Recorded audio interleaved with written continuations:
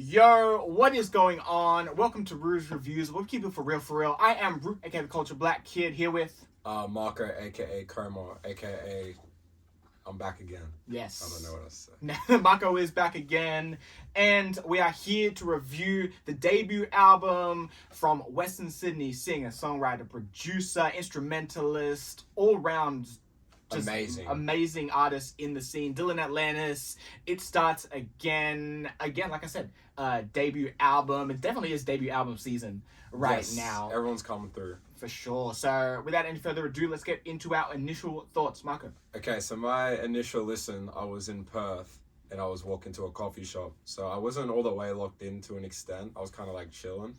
But I understood there was very quality. Like the highs hit me amazingly, especially the songs Proven Fluorescent. Those were like, oh, I know these are great songs. But I think the overall vibe and message kind of had to settle in and grow on me a bit more. Mm-hmm. Yeah, that's what I thought. For sure. I think on my first listen, similarly to the vibes and trying to be like, all right, you know what's all the themes and what's going on here.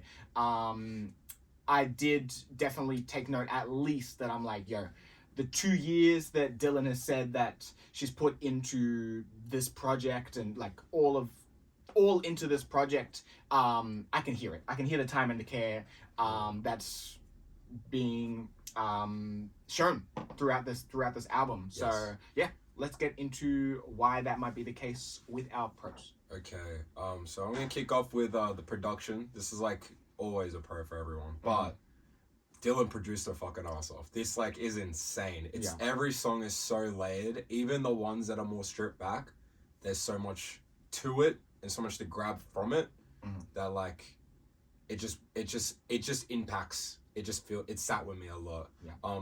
It's all very authentic, not formulaic. The focus on guitar through a lot of these songs was a really nice through line, and it kind of shifted away.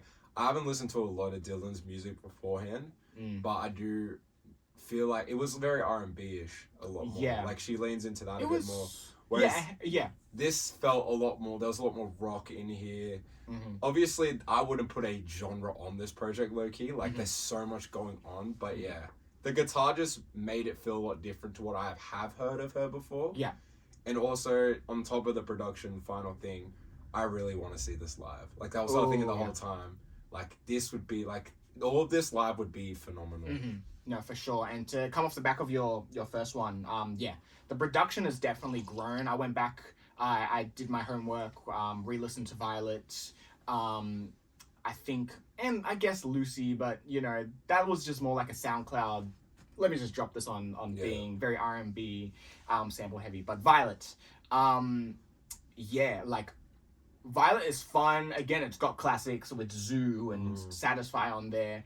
But it does still feel very, like, you know, pretty standard in regards to progression. It doesn't feel like there was a lot of bells and whistles. But this, she was like, nah, add all as much detail as possible, like really make it still within some of the minimalistic tracks 100%. As well, but it's like you can hear it feels meticulous. Yes. And it feels diverse as well. Like you said, I don't think I guess the whole album, you can't be like, this is this album, because there are definitely elements of indie, there's some D&B, there's a smidge of R&B, but no, for sure. So it feels well-rounded, but in a good way. Yeah, I agree. My next pro is the songwriting. I love the balance she finds, because I think there's a lot of very blunt lyricism on here, but there's also moments, I especially wrote down Like a Fool. Like, I had to re-listen to that today. There's moments where I'm like, holy shit, this is like phenomenally poetic to me. Like, damn.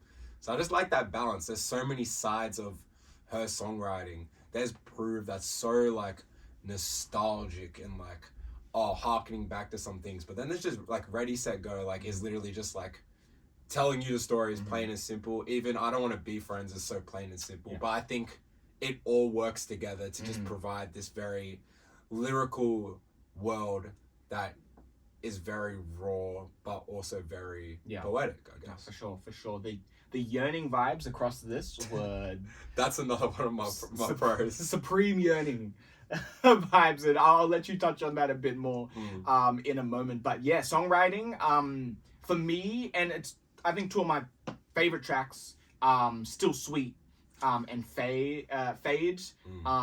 Oh man, those first couple lyrics on Still Sweet, about like, I wish I died, like, Last I night. think when we were, last night, because then the memory of you, like Like, the memory of me would be like, you know the a fuck lot better. I'm like, about? are you serious? Damn. Like, wow, that's top tier. That's really, Yeah. really great imagery, and oh, I loved it. I loved it so much. Mhm. And the songwriting definitely across the board was solid, but Still Sweet. Oof, that one got me. 100. Okay. My next pro, chaos. I just wrote chaos, because as layered as this album, it feels fucking chaotic to me. Like, but it works.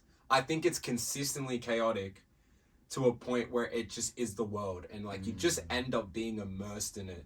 And it makes the breaks, specifically like, Thought You Know By Now, Like a Fool. It lets the softer moments breathe a lot more before just coming back in.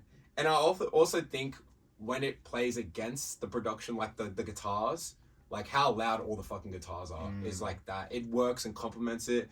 And even like the way she paints this relationship.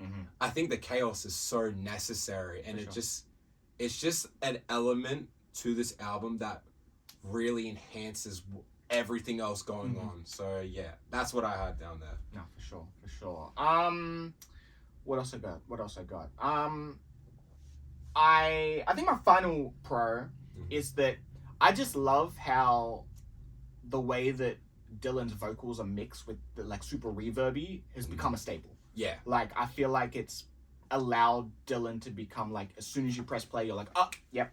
No, or say she's on a feature. It's like, oh yeah, I know this is Dylan. I know it's gonna be that super wet, reverby vocals. It's like very notable, and I like that that's become a signature, and yeah, something that's allowing Dylan, outside of all the great things that we mentioned, to be another standout artist in the scene.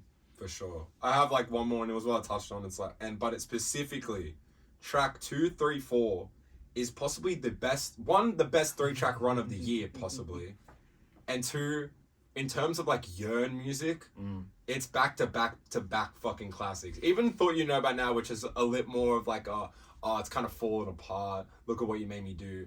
But like that next time I'll take, like that yearn, like it just has that, and I'm just like, holy shit, man. If you are yearning, I'm not. I'm happily committed. I love my girlfriend. I'm not yearning for anyone. But if you are yearning, bro, put this fucking album on. Facts. Jesus Christ, Dylan. But yeah, that's my last pro. No, true. Okay. Okay. I've got standouts though. If you got Standouts, standard tracks. Yeah. Go. Do you want to go first? I think I pretty much name Still Sweet. Definitely. Thought You Know By Now with Friday.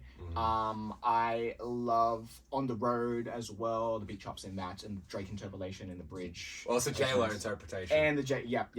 To be fair. So yeah, I think those are some of my standouts. Okay, you have to bear with me. I have 6 standout songs. I love this fucking album. First one, and I think this is my gold star, is Approve.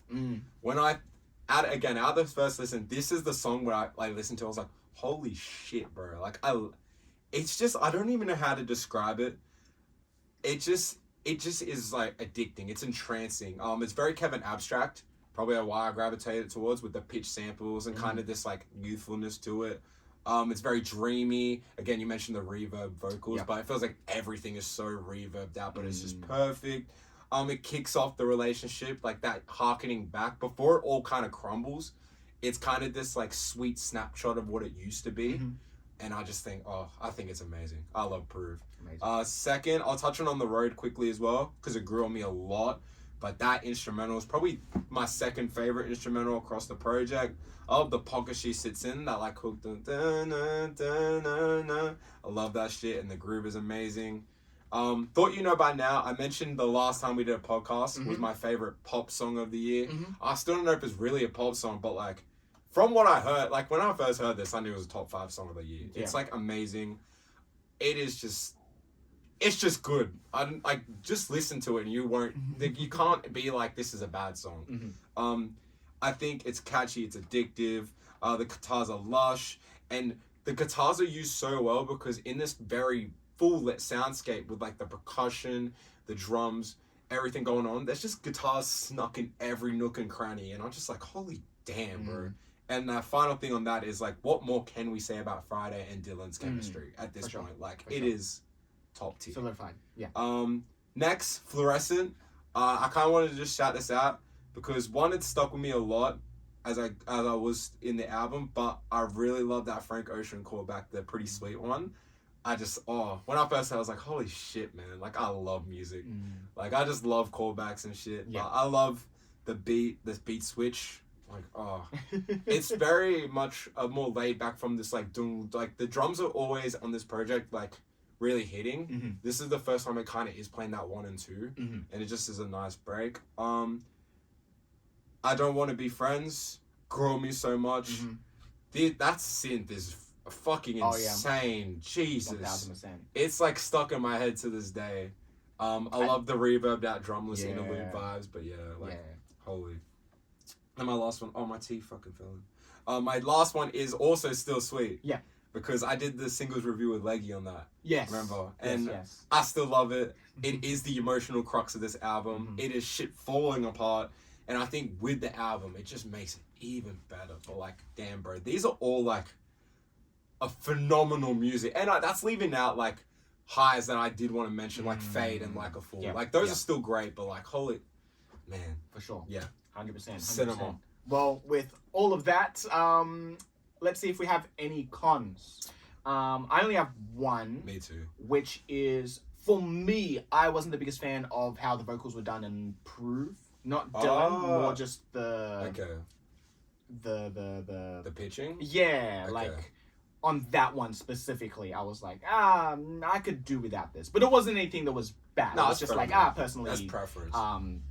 It wasn't for me. But yeah, that's my only con. Fair. My only con is, and it's kind of nitpicky, but I think the starter and the closer just did not hit me like that.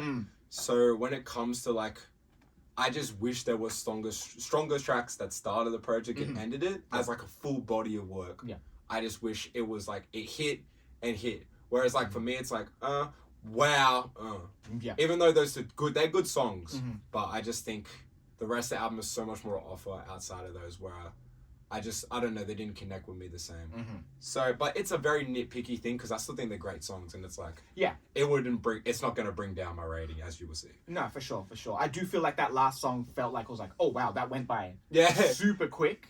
So I didn't write it down, but it's like, I guess off the back of that, like, it could have been fleshed out a bit, but like you said, it's not anything to like be like, that was the worst ending. Yeah, it's like, it wasn't like, it ended like this. It was just like, it ended like this. True. Yeah, it was like, it's done. Yeah. Okay, cool. Yeah. But yeah, okay. Well, with that in the bag, let's get into our overall rating. If you don't know, it is, are we here for this? Depends on the day. We're feeling iffy. Marco. It's no surprise I'm here for this. I definitely didn't see myself being here for this on first listen. I was like, I think it's going to be good, but I don't think it's going to be top tier. But bro, the more I sat with this project, it's some of the best music of the year, honestly. I think the highlights of this are like next to none. It's so much to dive into. I think every listener gets better. So I would recommend anyone to take a listen and take your time with it because it is amazing. Full Circle year is like genuinely insane. 100%. Shout out. And for me, I think it's a teetering between here and Depends. It's a debut album. You can hear the growth.